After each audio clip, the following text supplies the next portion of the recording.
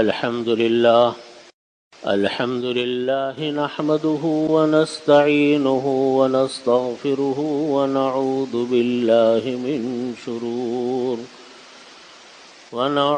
بالله من شرور أنفسنا ومن سيئات أعمالنا. من يهده الله فلا مضل له ومن يضلله فلا هادي له. وأشهد أن لا إله إلا الله وحده لا شريك له. وأشهد أن سيدنا وسندنا ومولانا محمدا عبده ورسوله. وقال الله تعالى: يا أيها النبي إنا أرسلناك شاهدا ومبشرا ونذيرا وداعيا إلى الله بإذنه وسراجا منيرا. صدق الله مولانا العظيم وصدق رسوله النبي الكريم، ونحن على ذلك من الشاهدين والشاكرين، والحمد لله رب العالمين. بزرگان محترم، برادران عزیز، ماہ ربیع الاول چل رہا ہے اور نبی کریم صلی اللہ علیہ وسلم کی سیرت طیبہ کا بیان، آپ کی سیرت طیبہ کا احوال اور اس کی گونج پوری دنیا، پورے عالم میں ہے. نبی کریم صلی اللہ علیہ وسلم کی ذات گرامی یقیناً اس چیز کی متقاضی ہے کہ آپ صلی اللہ علیہ وسلم کی سیرت کا بیان ہر جگہ ہو، تاکہ ہماری زندگیوں میں نبی کریم صلی اللہ علیہ وسلم کی سیرت کو اپنانے کی فکر پیدا ہو، آپ کی سنتوں کی اتباع ہمارے دلوں میں اس کی خواہش پیدا ہو. نبی پاک صلی اللہ علیہ وسلم کی ذات گرامی ایک ایسی جامع شخصیت تھی جس میں اللہ رب العزت نے وہ تمام خصوصیات رکھ دی تھی جو ایک کامل اور مکمل انسان میں ہوتی ہیں. یا یوں کہیے کہ جتنے انبیاء اکرام علیہ الصلاۃ والسلام دنیا میں آئے، ان تمام انبیاء اکرام کی جتنی خصوصیات تھیں وہ ساری خصوصیات اللہ نے نبی کریم صلی اللہ علیہ وسلم کی ذات گرامی میں جمع کر دی. حقیقت بھی یہ ہے کہ ہدایت اور ہدایت کے ساتھ ساتھ زندگی کا وہ نمونہ جس کے اثرات مرنے کے بعد بھی لوگوں کے لیے ہدایت کا ذریعہ ہوتے ہیں، وہ صرف اور صرف انبیاء کرام علیہ الصلاۃ والسلام کی ذات اور ان کے پیروکار جتنے بھی ہیں ان کی ذات ایسی ہوتی ہے کہ دنیا میں بھی رہنمائی کا ذریعہ ہوتی ہے اور ان کے جانے کے بعد بھی رہنمائی کا ذریعہ چلتی رہتی ہے. جتنے انبیاء کرام آئے، لیکن اتنی بات ہے کہ دیگر جتنے انبیاء کرام علیہ الصلاۃ والسلام آئے سب نبی برحق تھے، سب کی شریعت، سب کی تعلیمات برحق تھی اپنے اپنے وقتوں میں. لیکن ایک مخصوص وقت کے لیے تھی. وہ وقت پورا ہو گیا، وہ شریعت بھی منسوخ ہو گئی، شریعت موسوی منسوخ ہو گئی، شریعت عیسوی منسوخ ہو گئی، اور دیگر انبیاء کرام علیہ الصلاۃ والسلام کی شریعت منسوخ ہو گئی. لیکن نبی کریم صلی اللہ علیہ وسلم جب دنیا میں تشریف لائے تو آپ نبی آخر الزماں، آپ کے اوپر اب نبوت ختم، نبوت کا اختتام، اب قیامت تک کوئی نبی نہیں آ سکتا. اس کا اعلان اللہ تعالیٰ نے قرآن پاک میں کر دیا. ما کان محمد ابا احد ولکن رسول اللہ وخاتم النبیین. ما کان محمد ابا احد من رجالکم ولکن رسول اللہ وخاتم النبیین. بالکل اعلان عام ہو گیا. اس کا مطلب کیا ہوا کہ اب جو شریعت ہے، جو نبی ہیں، ان کی جو تعلیمات ہیں، اب وہ قیامت تک چلے گی. کوئی دوسرا نبی کوئی شریعت لے کر نہیں آ سکتا. نہ کوئی دنیا میں ایسا مائی کا لال پیدا ہوا جو نبی کریم صلی اللہ علیہ وسلم کی شریعت کا راستہ روک دے.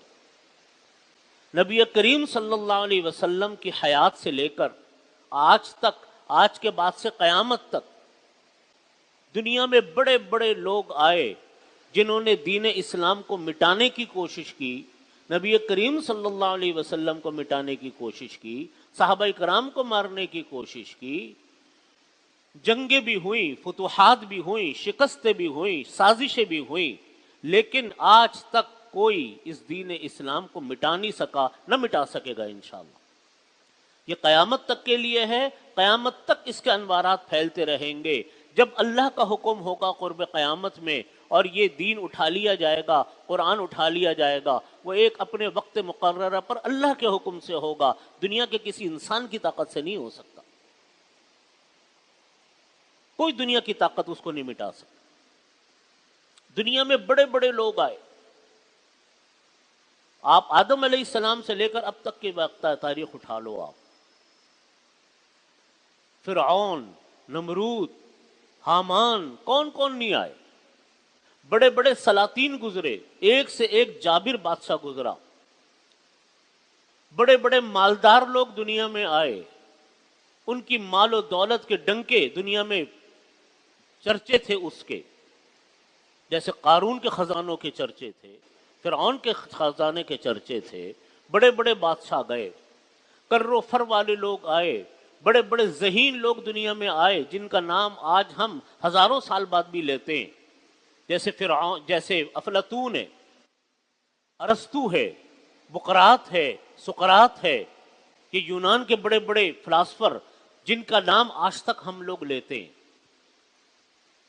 لیکن یہ بڑے بڑے لوگ اپنی دنیا میں بہت بڑے تھے، ان کے نام آج تک ہزاروں سال کے بعد بھی ہم لوگ سنتے ہیں، تاریخوں میں محفوظ ہے.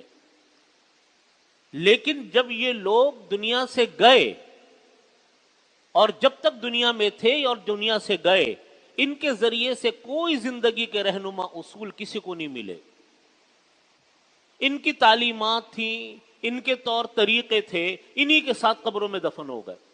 ہم جانتے تو ہیں کہ آج افلاطون یہ تھا، ارسطو یہ تھا، فلانا یہ تھا، قارون کے پاس اتنا خزانہ تھا، لیکن تھا وہ خود گیا تو اپنے ساتھ دنیا کی ہر چیز لے گیا.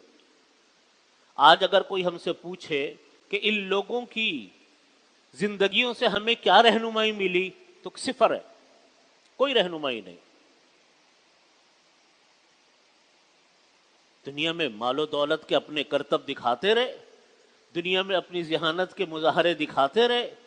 جو بڑے بڑے سلاطین گزرے اپنی طاقت کی چیزیں دکھاتے رہے، لیکن جب گئے تو گئے، ختم ہو گئے. کوئی آج ان کو پوچھنے والا نہیں ہے.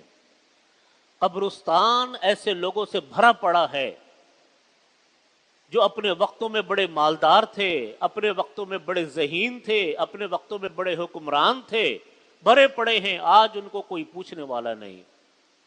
فرعون کی لاش کو اللہ نے ہمیشہ کے لیے عبرت کا نمونہ بنا کے رکھا. آج بھی فرعون کی لاش مصر کے عجائب گھر میں دنیا بھر کی عبرت کا نمونہ رہے گی، عبرت کا نمونہ. اللہ نے اس کو طاقت دے دی تو وہ سمجھا کہ یہ میرا کمال ہے، حالانکہ طاقتیں، قوتیں، دولتیں، منصب، عہدے، حسن و جمال، دنیا کی بے شمار چیزیں، یہ سب اللہ کی عطا ہوتی ہیں۔ دینے والا وہی اللہ ہے، لینے والا بھی اللہ ہے۔ وہ یوں کہتا تھا کہ انا ربکم الاعلی، میں تمہارا رب ہوں۔ اس کو سننا ہی گوارا نہیں ہوتا تھا کہ میرے علاوہ بھی کوئی دنیا میں بڑا ہو سکتا ہے۔ لیکن وہ فرعون جو جس کی وَلَأُصَلِّبَنَّكُمْ عَلَى جُذُوعِ النَّخْلِ، یہ دھمکی دی اس نے، فرعون نے ان جادوگروں کو جو حضرت موسیٰ علیہ السلام کے مقابلے میں لڑنے کے لیے آئے تھے، اور انہوں نے بھی اپنی رسیاں پھینکی اور وہ اژدہے بنے، اور جب حضرت موسیٰ علیہ السلام کی لاٹھی نے ان کے اژدہوں کو کھا لیا تو جادوگر تھے سمجھ گئے کہ یہ اللہ کا نبی ہے، یہ کوئی جادو نہیں ہے۔ ان سارے جادوگروں نے ایمان قبول کر لیا۔ فرعون نے کہا کہ میں تم لوگوں کو سولی پہ لٹکا دوں گا، کھجور کی سولیوں پر۔ انہوں نے کہا کسی پہ بھی لٹکاؤ، ہم ایمان لا چکے، ہم نے اللہ کو پہچان لیا۔ فرعون اتنا ظالم تھا کہ اس کی جذوع نخل کی، کھجور کی ٹہنیوں کی، کھجور کے جو تنے ہوتے تھے، ان تنوں سے اس کی پھانسیاں ہوتی تھیں، وہ بڑی مشہور پھانسی تھی اس کی۔ وہ یہ کرتا تھا کہ دو کھجور کے درخت قریب قریب ہوتے تھے، ان کے تنوں کو یوں آپس میں کراس بنا کر ان کو رسی سے باندھ دیتا تھا۔ پھر جس کو پھانسی دینی ہوتی تھی وہ اس تنے پر لایا جاتا، ایک ہاتھ ایک پیر ایک تنے سے باندھا جاتا، اور دوسرا ہاتھ اور دوسرا پیر دوسرے تنے سے باندھا جاتا، اور اس کو پھر وہ کھول دیتا تھا۔ تو انسان جب وہ تنے اپنی جگہ پر یوں واپس جاتے تھے تو اس کی جسم کے دو ٹکڑے ہو جاتے تھے، پھٹ جاتا تھا وہ۔ یہ اس کی بڑی خوفناک سزا تھی فرعون کی، جس کو اس نے دھمکی دی تھی کہ وَلَأُصَلِّبَنَّكُمْ عَلَى جُذُوعِ النَّخْلِ، جس کو قرآن کریم میں فرمایا اللہ رب العزت۔ اتنے بڑے بڑے نامور لوگ، لیکن جب دنیا سے گئے کوئی رہنمائی نہیں، کوئی ہدایت نہیں، دنیا کے لیے کوئی اصول نہیں، نہ کوئی کشش ان کی شخصیت میں۔ کشش کی چیز وہ صرف اور صرف انبیاء کرام علیہ الصلوۃ والسلام، راہ ہدایت، طور طریقے وہ صرف انبیاء کرام علیہ الصلوۃ والسلام کے، اور نور پھیلانے والے، انسانوں کو ہدایت دینے والے، انسانوں کے لیے رہنما اصول وہ صرف کس کی شخصیت؟ وہ صرف انبیاء کرام علیہ الصلوۃ والسلام کی شخصیت۔ ہمارے لیے نبی کریم، ہم امتی ہیں نبی کریم صلی اللہ علیہ وسلم کے، ہمارے لیے ہدایت کا سرچشمہ قرآن، اور ہمیں قرآن پہنچانے والے نبی کریم صلی اللہ علیہ وسلم اور ان کی سیرت طیبہ، ان کی احادیث مبارکہ، یہ ہمارے لیے راہ ہدایت۔ آپ صلی اللہ علیہ وسلم کی تعلیمات، آپ صلی اللہ علیہ وسلم کی سیرت طیبہ، آپ کے ماننے والے سب سے امت کے سب سے نیک لوگ صحابہ کرام، جس کے بارے میں فرمایا نبی کریم صلی اللہ علیہ وسلم نے اصحابی کالنجوم بأیہم اقتدیتم اہتدیتم، میرے صحابہ تو ستاروں کے مانند ہیں، جس کی اقتدا کرو گے ہدایت پا جاؤ گے۔ خیر القرون قرنی، بہترین لوگ میری امت کے لوگ، میرے زمانے کے لوگ، صحابہ کرام رضی اللہ عنہم اجمعین، تابعین اور تبع تابعین، یہ بہترین میری امت کے لوگ۔ ان کی آپ یہ جو لوگ ہیں یہ بھی تو نبی کریم صلی اللہ علیہ وسلم کے طور طریقوں پر ہیں۔ ان کا طریقہ، ان کی سیرت، ان کے اقوال، ان کی زندگیاں، یہ ہمارے لیے اس وقت سے لے کر آج تک رہنما۔ یہ چلے گئے دنیا سے، نبی پاک صلی اللہ علیہ وسلم بھی دنیا سے پردہ فرما گئے، صحابہ کرام رضی اللہ عنہم بھی رخصت ہو گئے، تابعین تبع تابعین بھی رخصت ہو گئے، لیکن ان کی زندگیوں کا نور آج تک ہم تک پہنچ رہا ہے۔ ان کے اقوال، ان کی باتیں، ان کی چیزیں، ان کی کتابیں، ان کی سیرت، ان کی روایات، آج تک ہم اسی سے رہنمائی حاصل کرتے ہیں، یہی بنیاد ہے۔ تو دیکھو فرق کیا ہوا، بڑے تو مالدار بھی بنے، بڑے تو سیاستدان بھی بنے، بڑے تو تاجر بھی بنے، بڑے تو حکمران بھی بنے، لیکن جب انہوں نے طور طریقے اللہ کے اپنائے نہیں، اپنے کر و فر اور اپنی زندگیوں میں رہے اور اپنی زندگیوں میں مست رہے، تو خود ختم، ان کی سب چیزیں ختم، کوئی ذریعہ ان کا ہم تک نہیں پہنچتا۔ لیکن دوسری طرف صحابہ کرام رضی اللہ عنہم اجمعین، ان کے ماننے والے تابعین، تبع تابعین، ان سے لے کر آج تک اس زمانے میں ہم موجود ہیں، ہمارے بعد آنے والے لوگ، ان سب کے لیے رہنما وہ تمام لوگ ہیں جنہوں نے طور طریقے اللہ کے نبی صلی اللہ علیہ وسلم کے اختیار کیے۔ آپ دیکھیے، فرق دیکھیے آپ، ابو جہل، ابو لہب، کتنا بڑا نام دنیا کے اعتبار سے، رؤسائے مکہ، رؤسائے قریش، دولت بے تحاشا، اتنے بڑے سردار کہ لوگوں کی گردنیں جھکتی تھی ان کے سامنے، لیکن قرآن کریم میں بد دعا دی جا رہی ہے، تبت یدا ابی لہب وتب، آپ کے خاندان کے لوگ تھے۔ آپ صلی اللہ علیہ وسلم نے غزوہ بدر کے موقع پر فرمایا کہ کون ہے جو ابو جہل کی گردن میرے سامنے لے کر آئے گا؟ آپ کے خاندان کے لوگ تھے، لیکن جب دنیا سے گئے آج کوئی نہیں ان کو جانتا کون تھا ابو جہل، کون تھا ابو لہب۔ نام آیا تو برائی کے ساتھ آیا، نام آیا تو بد دعا کے ساتھ آیا۔ کہاں گئی ان کی دولت، کہاں گا ان کا منصب، کہاں گئی ان کی سرداری، کہاں گئے وہ بڑے بڑے سردار اپنے زمانے کے، سب مر مٹ گئے، ختم ہو گئے۔ لیکن بلال حبشی رضی اللہ عنہ، جن کے پاس کچھ بھی نہیں تھا، غلام تھے، کچھ بھی نہیں تھا، رنگت بھی کالی تھی، ظاہری طور پر کوئی حسن و جمال نہیں تھا، موٹے موٹے ہونٹ تھے، رنگت کالی تھی، لیکن اللہ کے نبی صلی اللہ علیہ وسلم کی معیت نصیب ہوئی، آپ کو صحابیت کا شرف ملا، ایمان کی دولت ملی، تو آج دنیا ان بلال حبشی رضی اللہ عنہ کو، جن کے پاس دنیا کی کوئی چیز نہیں ہوتی تھی، غلام تھے، ان کا نام اس عقیدت و احترام سے لیتے ہیں کہ آنکھوں میں آنسو آ جاتے ہیں ہمارے جب ان کا نام لیتے ہیں۔ حضرت بلال حبشی رضی اللہ عنہ کا مزار آج دمشق میں، مدینہ طیبہ سے چلے گئے تھے۔ جب نبی کریم صلی اللہ علیہ وسلم کا وصال ہوا تو فرمانے لگے میرا مدینہ طیبہ میں دل نہیں لگتا، میں نہیں رہ سکتا مدینہ طیبہ میں، مدینہ طیبہ سے چلے گئے تھے۔ مزار حضرت بلال حبشی کا آج دمشق میں، بڑے بڑے بادشاہ یہ تمنا کرتے تھے کہ جس حضرت بلال کے قدموں میں ہمیں جگہ مل جائے، قبر ہماری وہاں بن جائے۔ یہ دیکھیے سلمان فارسی، فارس سے آئے ہوئے، بالکل کچھ نہیں دنیاوی اعتبار سے، لیکن ان کا نام، ان کی تعلیمات آج ہم ہمارے تک زندہ ہیں۔ اذان بلالی آج زندہ ہے، حضرت سلمان فارسی رضی اللہ عنہ کی تعلیمات آج تک ہم تک پہنچی ہوئی ہیں۔ فرق کیا نکلا؟ فرق نکلا کس چیز کا؟ کہ جس نے اتباع کی اللہ کے نبی صلی اللہ علیہ وسلم کی، جس نے سیرت اختیار کی نبی کریم صلی اللہ علیہ وسلم کی، جس نے سنت اختیار کی نبی کریم صلی اللہ علیہ وسلم کی، جس نے ان کے اقوال سے راہ ہدایت لی، ان کی ذات دنیا میں بھی ہدایت کا ذریعہ ہے، دنیا میں بھی رہنمائی کا ذریعہ ہے، اور ان کے انتقال کے بعد صدیاں بیت جائیں گی لیکن ہدایت کا ذریعہ ہے۔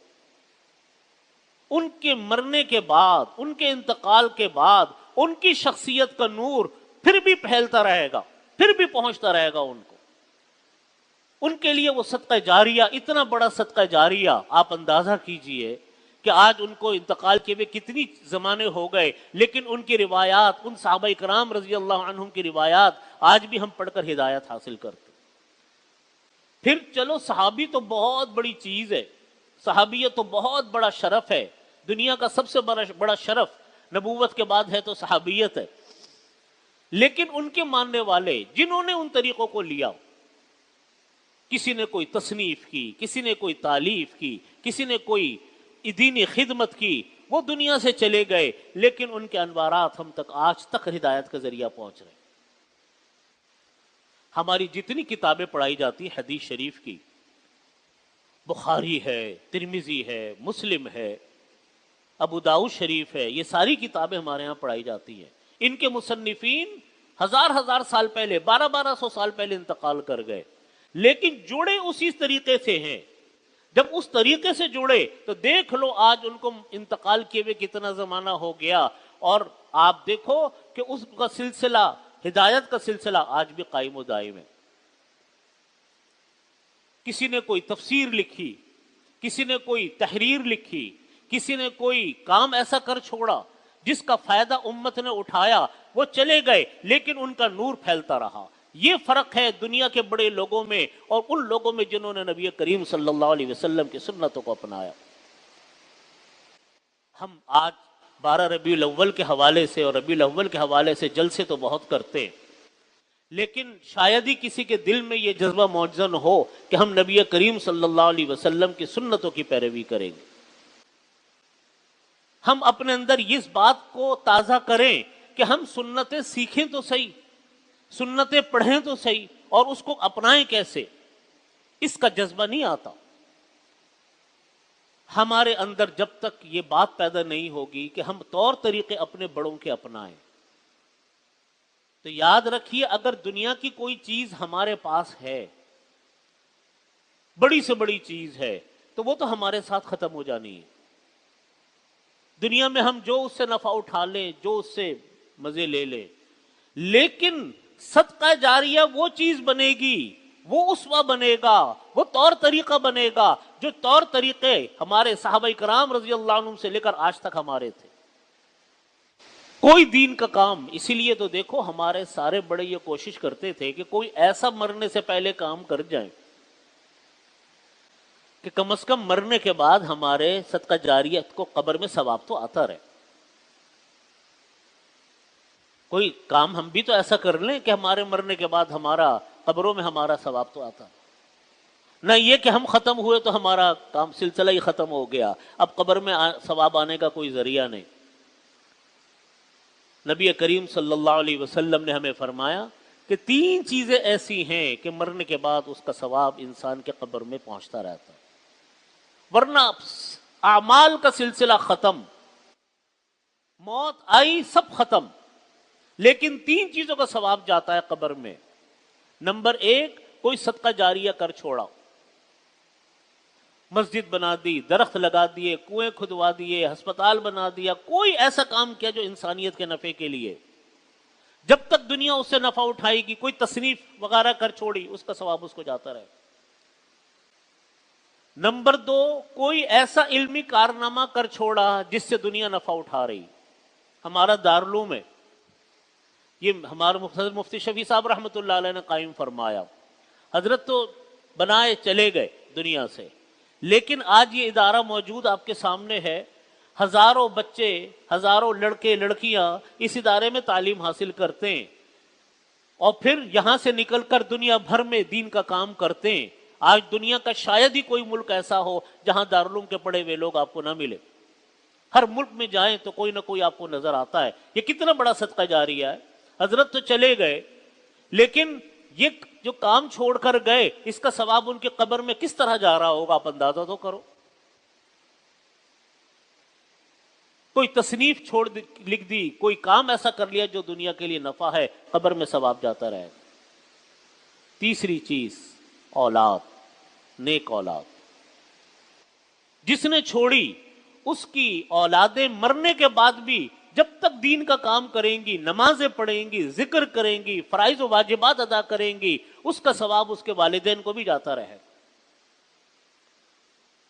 تو دیکھیے، انسان کے لیے ایک وہ طریقے جو میں نے بتائے بڑے بڑے سلاطین و بادشاہ و مالداروں کے، وہ ختم، ان کا وجود ختم، اور ایک طریقہ انبیاء کرام کا، صحابہ کرام کا، تابعین و تبع تابعین کا، علماء صلحاء اور اولیاء کا، کہ آپ اس سلسلے سے جڑے رہیے تو انشاءاللہ زندگی بھر مرنے کے بعد بھی آپ کے لیے وہ اجر عظیم چلتا رہے گا۔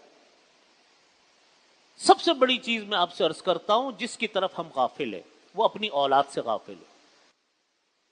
ہمارے ہاں یہ تو فکر ہے بچوں لوگوں کو کہ ہماری اولاد کمانے کے قابل ہو جائے، مالدار بن جائے، فلاں ڈگری مل جائے، لیکن یہ فکر شاید کسی ماں باپ کو ہوگی، اللہ ماشاء اللہ، کہ میرے بچے کسی طریقے سے فرائض و واجبات کے عادی بن جائیں، میرے بچوں کو کلام پاک پڑھنا اچھا آ جائے۔ حضرت یعقوب علیہ الصلوۃ والسلام کا واقعہ قرآن کریم میں آیا. یوسف علیہ السلام جب غائب ہو گئے تو ایک طویل کتنے سالوں کے بعد جب بچے تھے ملے، گم ہوئے تھے، جب ملے تو وزیر خزانہ تھے اس وقت، بعد میں بادشاہ بنے مصر کے. قرآن کریم میں لمبا واقعہ آتا ہے جب حضرت یعقوب علیہ السلام اپنے بیٹے کی یاد میں رو رو کے نابینا ہو گئے تھے. جب یعقوب علیہ السلام کو پتا چلا کہ یوسف مل گئے، انی لاجد ریح یوسف، انہوں نے پہلے کہا تھا کہ مجھ کو یوسف کی خوشبو آ رہی، پھر خود ہی کہنے لگے کہ تم مجھ کو کہو گے کہ بھائی میں تو ہر وقت یہی باتیں کرتا رہتا ہوں. فرمانے لگے میں یوسف کی خوشبو آ رہی ہے. پھر بھائیوں نے آ کر بتایا، بنیامین نے آ کر بتایا، قرآن کریم میں واقعات ہے کہ یوسف مل گئے. اب مجھے بتائیے ایک باپ پہلا سوال کیا کرے گا؟ ہم اللہ نہ کرے یہ آزمائش کسی انسان پر آئے، یہ تو انبیاء کرام پر اتنی بڑی آزمائشیں آتی ہیں. حضرت یعقوب علیہ السلام نے پہلا سوال یہ کیا کہ بتاؤ یوسف کی دینی حالت کیسی. یہ نہیں پوچھا صحت کیسی ہے، یہ نہیں پوچھا کہ معذور تو نہیں ہو گیا، نہ ماں سر پہ، نہ باپ سر پہ، نہ کوئی دیکھنے والا، یہ چھوٹا بچہ غائب ہو گیا. پہلا سوال کیا کیا کہ دیکھو بتاؤ یوسف کی دینی حالت کیسی. اب اندازہ کیجئے کہ اپنے بیٹے کی دین کی فکر کتنی تھی یعقوب علیہ الصلوۃ والسلام، کہ سر پر کوئی بڑا نہیں تھا، پتہ نہیں کن راستوں میں بھٹک گیا ہوگا. آج ہمارے ہاں کتنے گھرانے، ایک نہیں ہزاروں کی تعداد میں گھرانے وہ ہیں جو نوجوانی میں اپنے بچوں کو یورپ، امریکہ، غیر مسلم ملکوں میں بھیج کے فارغ ہو جاتے ہیں اور پلٹ کے بھی نہیں پوچھتے کہ زندگی اس کی کیسی گزر رہی ہے. بیٹا جاب لگ گئی؟ ہاں جی لگ گئی. بیٹا ڈگری مل گئی؟ ہاں ابا مل گئی. بیٹے کتنی تنخواہ ہے؟ ابا اتنے 1000 پاؤنڈ تنخواہ مل رہی ہے. بس ماں باپ خوش ہے کہ بیٹا پاؤنڈ کما رہا ہے، بیٹا ڈالر کما رہا ہے، بیٹا یورو کما رہا ہے، بیٹا تو فلانے ادارے میں جاب کر رہا ہے، اس کی تو اتنی آمدنی ہو گئی. خوش ہے اس بات کے اوپر. لیکن کیا وہ بیٹا حلال کھا رہا ہے؟ کیا وہ بیٹا کسی شراب کے باروں میں بیٹھ رہا ہے؟ کیا اس بیٹے کے تعلقات مسلمان غیر مسلم سے ہیں؟ کیا اس بیٹے نے کبھی نماز بھی پڑھی؟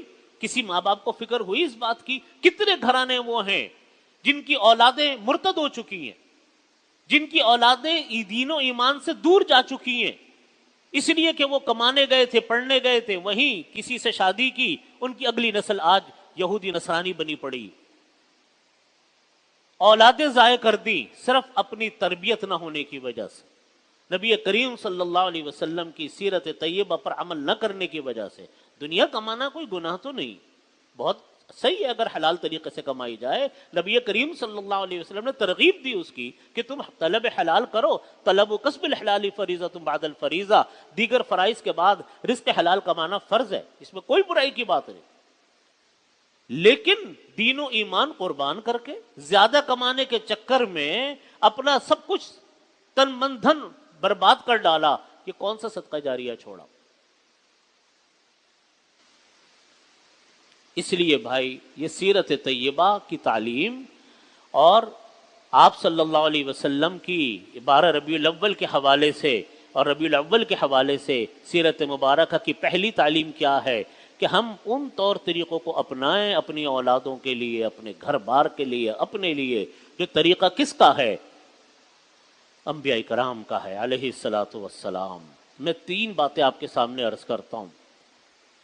اگر ہم وہ کام کر لیں تو ہم سمجھ لیں کہ ہم نے شاید اس ربیع الاول کے مہینے میں کچھ تھوڑا سے کام کر لیا. ایک یہ ہے کہ سیرت طیبہ کا ہر شخص مطالعہ کرے. وہ کیسا مسلمان ہے جس کو سیرت طیبہ پتہ نہیں؟ اور سیرت کے موضوع پر بہت کتابیں لکھی گئی. سیرت خاتم الانبیاء حضرت مفتی محمد شفیع صاحب رحمۃ اللہ علیہ کی بڑی مختصر کتاب ہے اور بچوں کے لیے بڑی مفید ہے، وہ آپ پڑھیں. بہترین کتاب ہے، مختصر کتاب ہے. اور حضرت مولانا ادریس صاحب کاندھلوی رحمۃ اللہ علیہ کی کتاب ہے، وہ مطالعہ کریں. اور بھی سیرت کے موضوع پر کسی مستند عالم دین کی کتابیں آپ لیں، وہ پڑھیں. لیکن ہر مسلمان سیرت طیبہ کا لازمی مطالعہ کرے، چاہے 10 منٹ مطالعہ کرے لیکن لازمی کرے. یہ ہمارے ایمان کا حصہ ہے. ہمیں کیا، اگر ہمیں یہی نہیں پتا کہ ہمارے بڑوں نے کیا قربانی دی، ہم سیرت کا نام تو لیں لیکن سیرت ہی کا پتہ نہ ہو تو پتہ کیا. مکی زندگی کیسی تھی، مدنی زندگی کیسی تھی۔ دوسرے نمبر پر سنتیں سیکھیں، پڑھیں سنتوں کو۔ جب ہم پڑھیں گے نہیں تو ہمارے گھروں میں سنتیں آئیں گی کیسے؟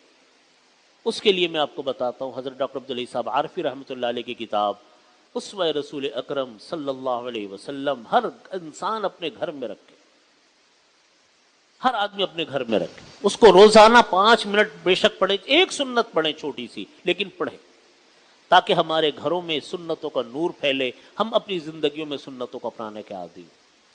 تیسری بات، اپنی اولاد کو سنت کی تعلیم، دین کی تعلیم دیں، خود بھی لیں اور اپنی اولاد کو بھی دیں۔ یاد رکھیں، ہمارے مرنے کے بعد اگر ہماری اولادوں کو یہ تعلیم ہم نے اپنی زندگیوں میں نہیں دی تو پتہ نہیں مرنے کے بعد ہماری اولادیں یا بڑے ہونے کے بعد ہماری اولادیں کس ماحول میں جاتی ہیں۔ اگر وہ اپنے سلسلے سے کٹی، اس کے قصوروار ماں باپ بھی ہوں، اس کے ذمہ دار ماں باپ بھی۔ اس لیے اپنی اولادوں پر دینی اعتبار سے خصوصی توجہ فرمائیں، یہ نبی کریم صلی اللہ علیہ وسلم کی سنت بھی ہے۔ اللہ تعالی ہم سب کو اس پر عمل کی توفیق عطا فرمائے۔ وآخر دعوانا الحمدللہ رب العالمین۔